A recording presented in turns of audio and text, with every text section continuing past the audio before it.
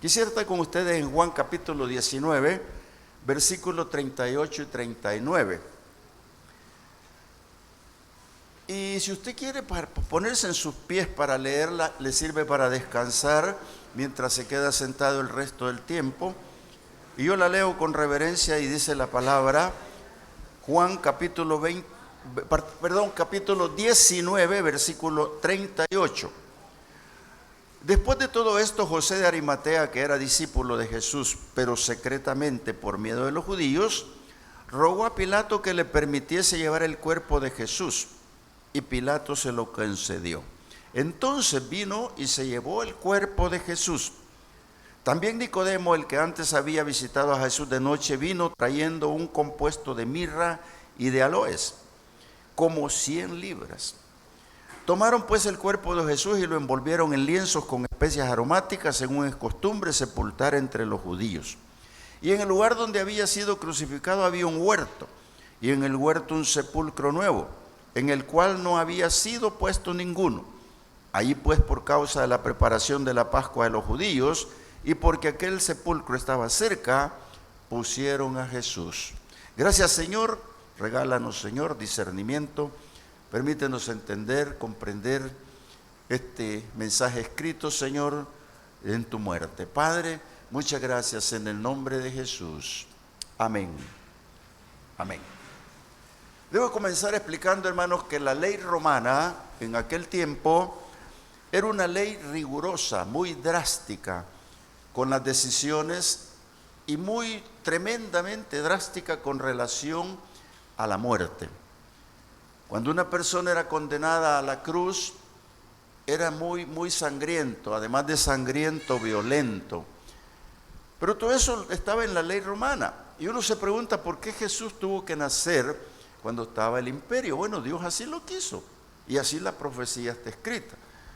Pero era casi imposible que alguien quisiera tocarlo en la cruz o bajarlo en la cruz antes de que muriera. Y se cercioraban de su muerte quebrándole las piernas cuando eran muy resistentes y en la tarde todavía vivían, les quebraban las piernas. Entonces al quebrarle las piernas no tenían apoyo y al bajar el cuerpo los pulmones colapsaban. De todas maneras morían. Y una vez confirmados muertos, los bajaban. Y si nadie los reclamaba, los tiraban a la basura. Ahí estaba el Señor, por una orden principal del imperio y por una acusación de los sacerdotes de aquel tiempo. Yo me imagino que los sacerdotes se quedaron en la cruz hasta que Jesús expiró, posiblemente, porque ellos tenían el cuidado de que si ellos acusaban a alguien tenían que verlo morir, porque ahí nacen las teorías. Hay una teoría que se la voy a comentar, pero no es para que la crean, al contrario, la aborrezcan. La teoría de que a Jesús lo bajaron de la cruz vivo, agonizando, y se lo llevaron y lo curaron, lo sanaron sus heridas. Y una vez que se recuperó, se lo llevaron a otro país que se cree que es Francia, y ahí tuvo familia. Qué teoría, ¿verdad? Tremendo, hermano, yo se las cuento porque está escrita en un libro, pero no quiere decir que eso sea así. Entonces, ellos velaban porque aquel hombre que habían crucificado como hombre, que era Dios, estaba muerto. Tanto así que cuando llega José de Arimatea a pedir el cadáver, le manda a una guardia a confirmar que está muerto. Es importante que se lo mencione antes de hablar de lo demás, porque la desconfianza que tenían los sacerdotes, los fariseos, era que los discípulos se robaran el cadáver y hablaran de resurrección. Porque decían, ese ha dicho que va a resucitar, y no sea que nos engañen con esa doctrina por mucho tiempo. Eso es lo que dijeron. Por eso quiero hablarte un poquito sobre este tema. Recordemos dignamente la muerte de Cristo. Y quiero comenzar por esto. El verdadero amor manifestado en la cruz se ve con las personas, pero se ve con Dios. Porque Dios había dicho, porque Él dijo, de tal manera amó Dios al mundo que envió a su Hijo único, para que todo aquel que en Él crea no se pierda y tenga vida eterna. Ese es amor eterno de Dios. Pero en la cruz había mucho amor. El amor de Cristo por entregarse era uno de los más principales terrenalmente hablando, más los que lo miraban morir. Estaba su mamá, estaban sus primos, tíos, estaba la familia, estaban sus discípulos. Había dolor, pero había amor. Aquí se aparece José de Arimatea y Nicodemo, que eran discípulos pudientes. La palabra pudiente que yo aplico aquí al escribir esto es como decimos, pudiente es sinónimo de poder, que puede.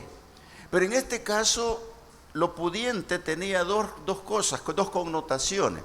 José de Arimatea tenía poder para entrar donde Poncio Pilato, porque era un hombre rico, adinerado, pero también tenía poder, era miembro del Sanedrín.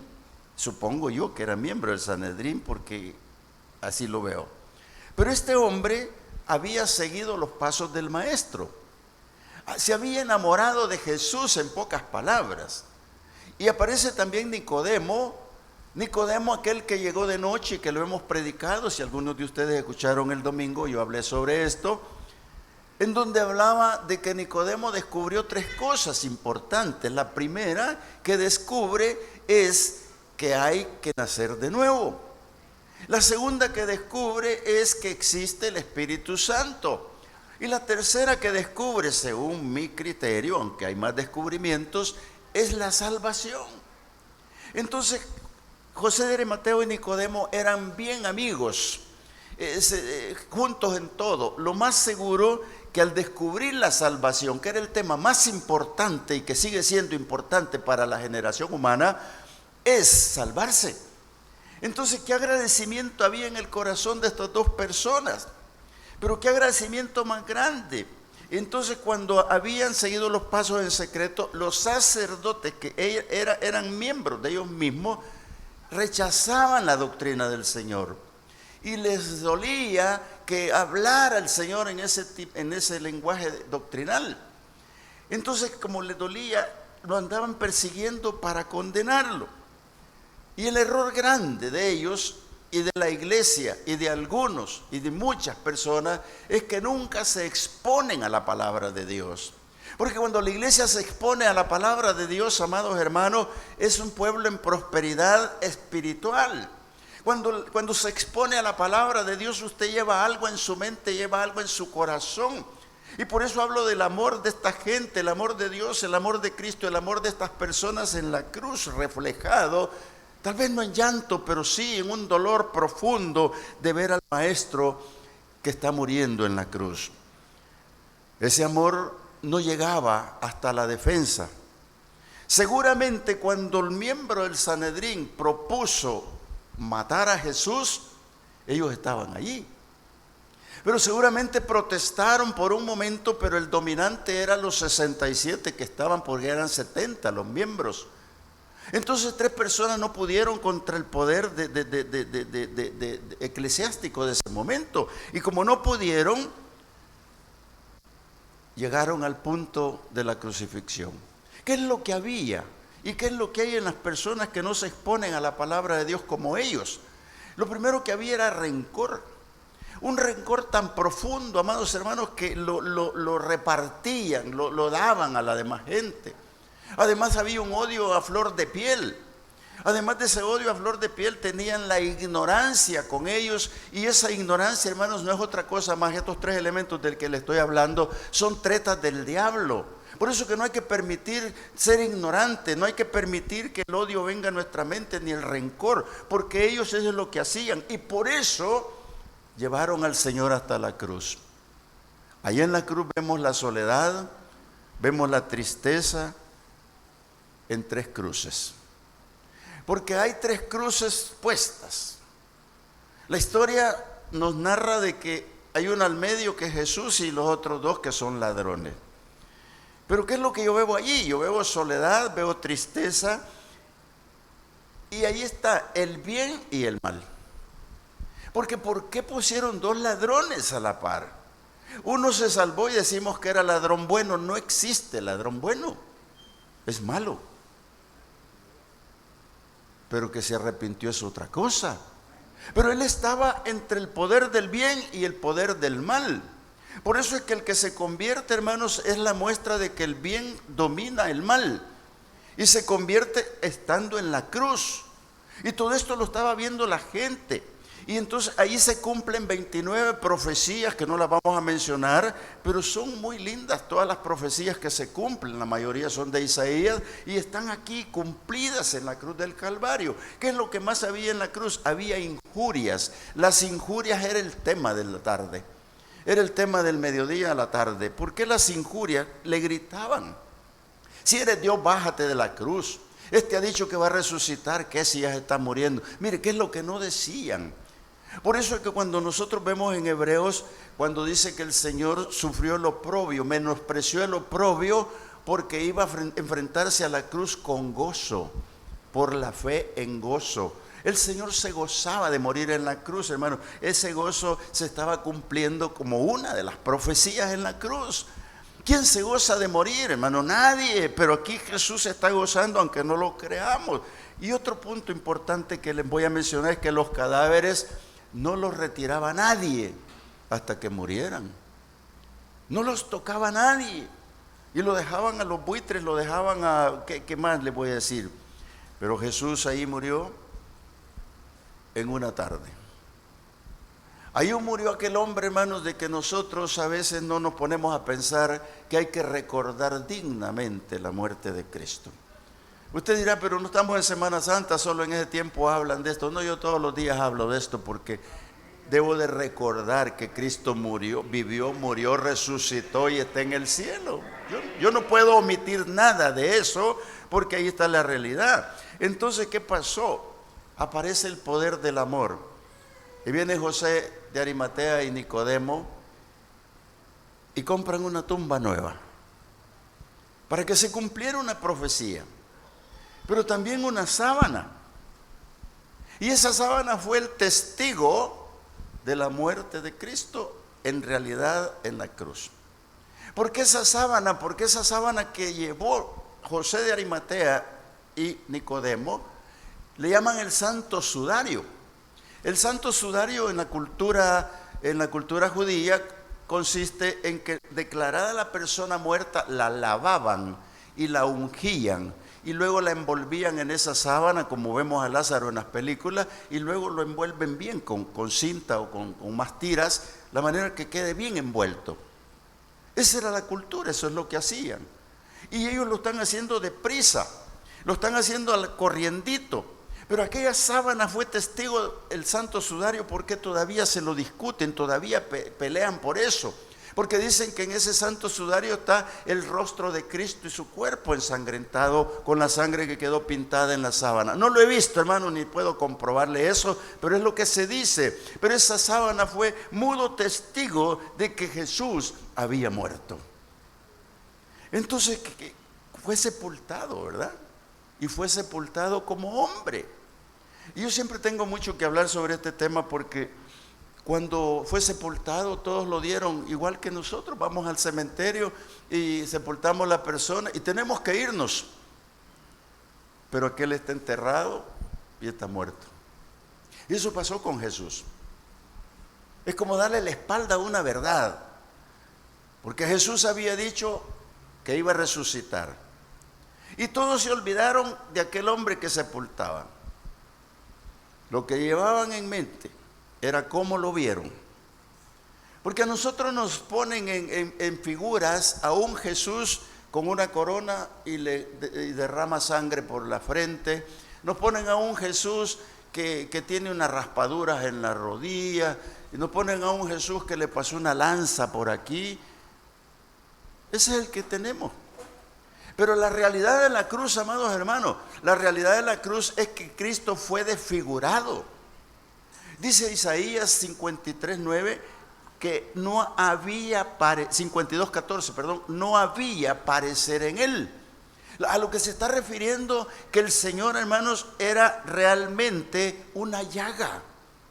40 latigazos en la espalda deformado, los golpes en la cara, no le quebraron ningún hueso porque es una de las 29 profecías que se cumplen, pero el Señor estaba inconocible, hinchado.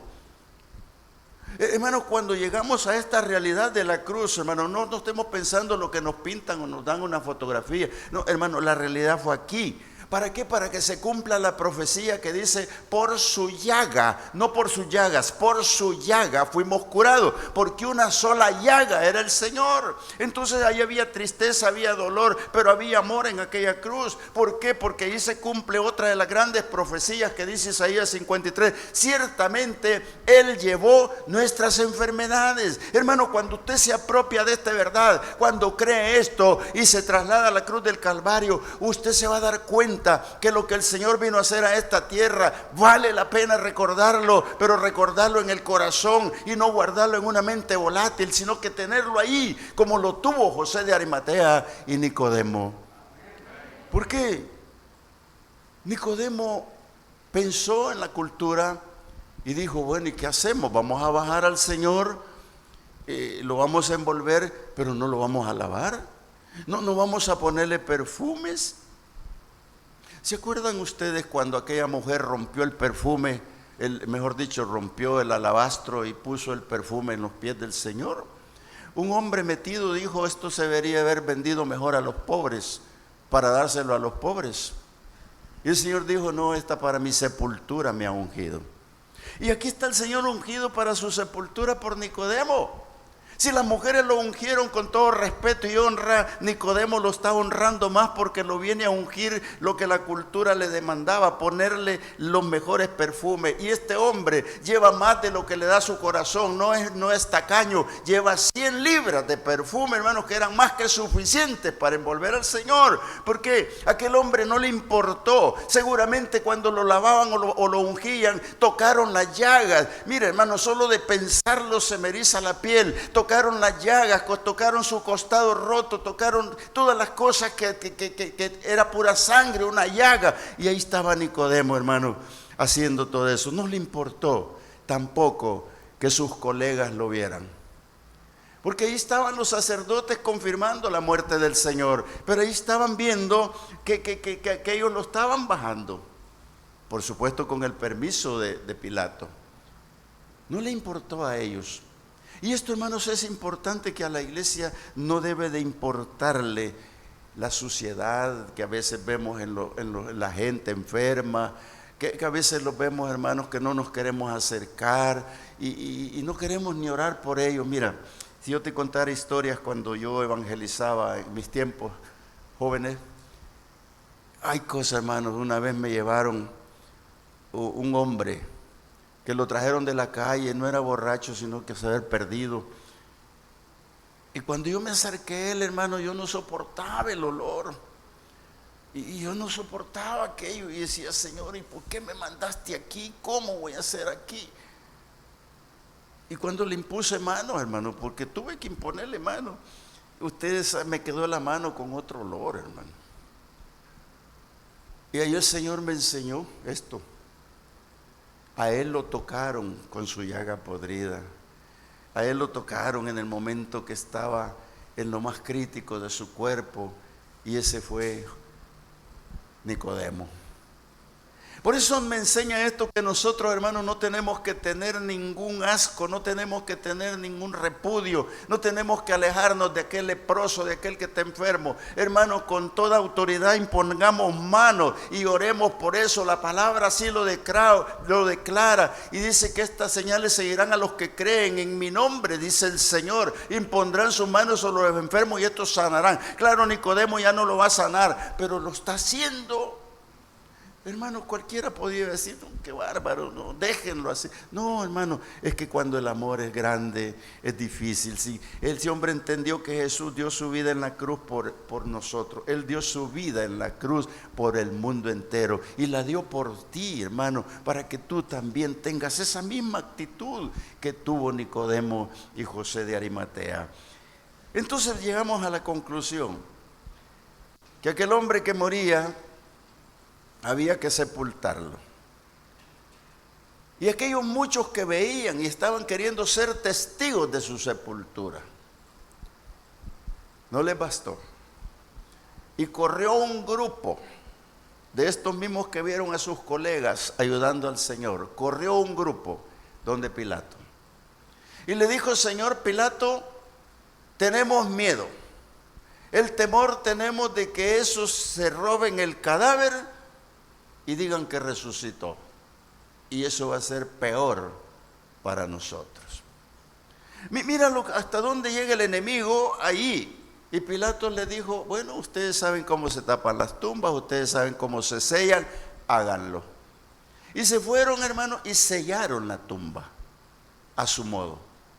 ¿Por qué? Porque tenían el temor de que se robaran el cadáver, porque como les dije anteriormente, nunca se expusieron a la palabra para entender que el Señor iba a resucitar, verdaderamente iba a resucitar. Por eso es que el Señor se aparece a todos los discípulos y a las mujeres en cierto momento resucitado, para que vean que ha resucitado. Y por eso es que Tomás, con la duda que tenía de todo lo que veía y no entendía, hermanos, tuvo que pasar el bochorno de que le dijera el Señor cosas que eran indebidas para él, pero que las recibió por ignorante. Porque él dijo: yo si no meto la mano en su costado y si no veo la señal de los clavos, no creeré. Oiga, hermanos, esto va a pasar y está pasando. Mucha gente no quiere creer en el Señor. Es cierto que él fue lacerado, sus manos, sus pies, su costado, pero el Señor vive y reina por los siglos, porque él es el que viene en gloria y es el que va a estar con nosotros, hermanos. Entonces veremos su gloria y entonces vamos a ver a ese Señor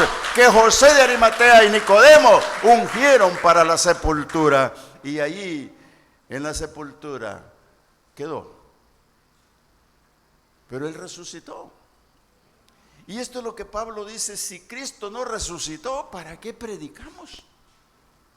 Si usted no cree que Cristo resucitó, hermanos, pues quédese más aquí hasta que el Señor venga, tal vez lo entendemos. Pero Cristo resucitó. ¿Sabe? Yo voy a ir terminando. El Señor venía con un propósito de Dios, además de otros, a lo que le llamamos la propiciación. Y la propiciación no es otra cosa más que inmolarse, ser el cordero inmolado de Dios, voluntariamente entregarse a la cruz. Porque en el momento de la entrega en la cruz, cuando dice la palabra que Él permitió el oprobio y lo menospreció el oprobio y se gozó en la cruz, es porque iba a ser la propiciación para Dios. Y la propiciación consiste en que Él iba a llegar al tabernáculo en el cielo con su propia sangre. Y el Padre le iba a decir: hijo, gracias, lo hiciste. Gracias, hijo, lo lograste.